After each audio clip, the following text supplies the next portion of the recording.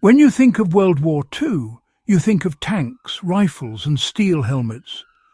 But the soldiers who survived the front lines didn't just rely on weapons, they relied on shelter. Out there in freezing rain, snow and artillery fire, one of the most underrated survival tools wasn't made of metal at all. It was cloth. Not just any cloth, but a specially treated, military-engineered material designed to endure conditions that would destroy modern camping gear in hours.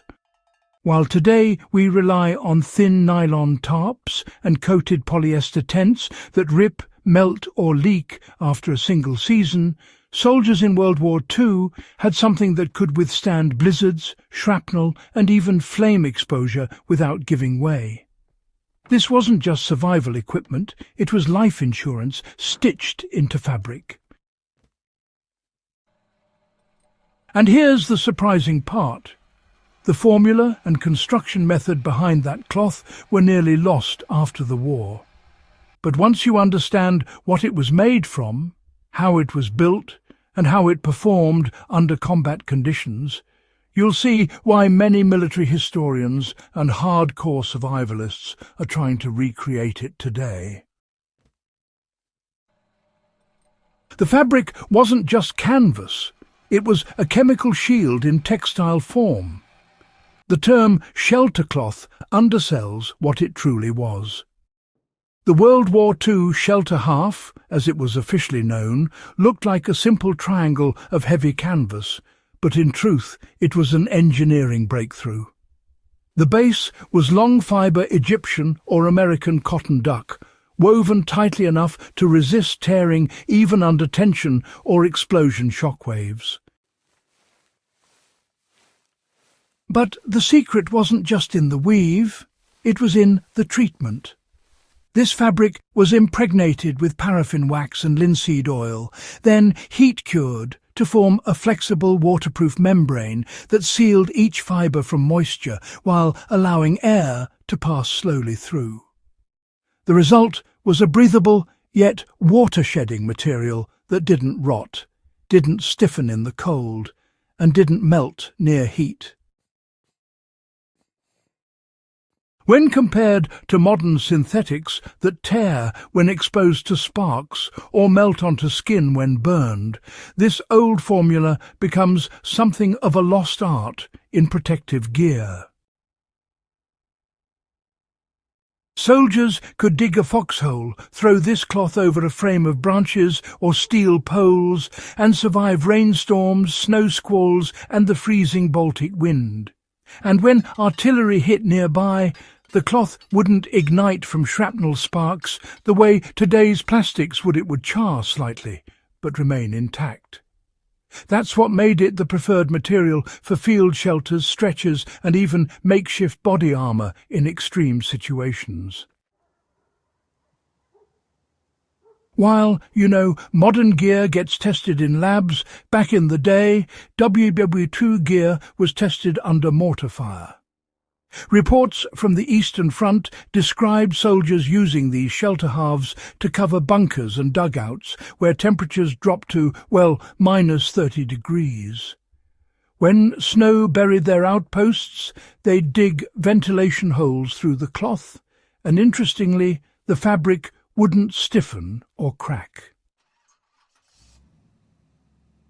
American GIs in the Ardennes wrapped themselves in the same material to block freezing sleet during the Battle of the Bulge, using it both as a poncho and a tent section. It wasn't luxury, it was necessity. Each soldier carried one half section that could be buttoned to another man's piece to form a small two-man tent. When pitched correctly, it deflected water, wind, and even small embers from campfires. Those same qualities later influenced early Cold War shelter fabrics and civilian survival tents used by explorers and mountaineers. To put it simply, the Second World War shelter cloth was the missing link between old-fashioned canvas and modern synthetic materials. But unlike nylon or polyester, it was natural, renewable, and, surprisingly resilient to environmental stress.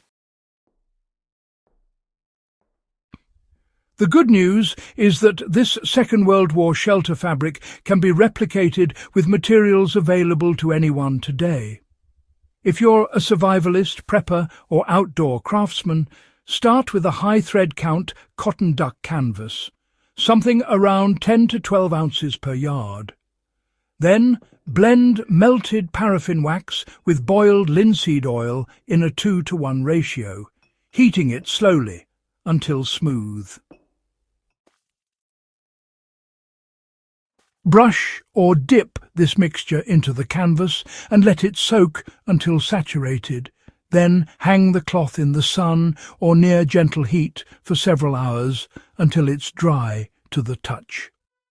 Once cured, it becomes flexible, waterproof and flame-resistant, with a distinctive matte surface that sheds water but lets air pass.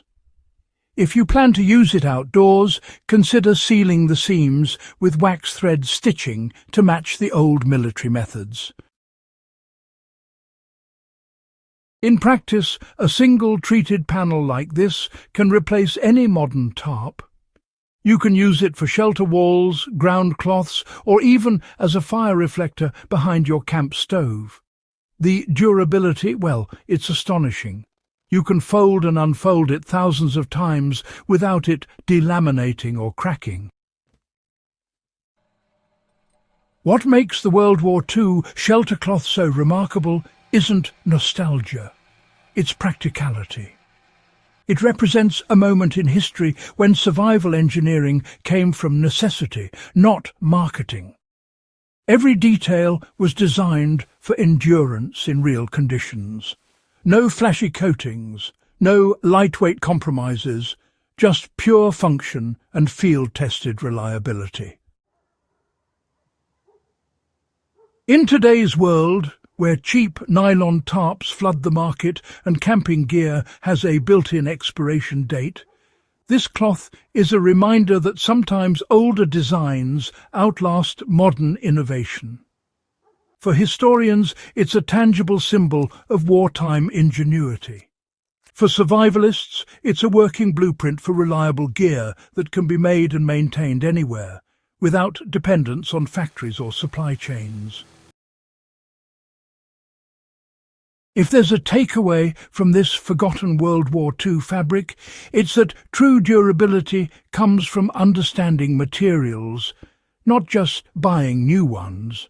And in that sense, every modern shelter builder could learn something from the soldiers who carried these heavy, waxed pieces of cloth across frozen battlefields. The next time someone brags about their ultralight nylon tarp or space-age tent, remember that 80 years ago, soldiers were surviving artillery barrages and winter storms under a simple waxed cotton sheet. That's not just a piece of history. It's proof that rugged simplicity can outlast technological hype. If you value forgotten engineering, field-tested gear, and survival wisdom that still applies today, hit that subscribe button and share this video with a fellow history enthusiast. There's a lot more buried knowledge from the past that deserves to see daylight again.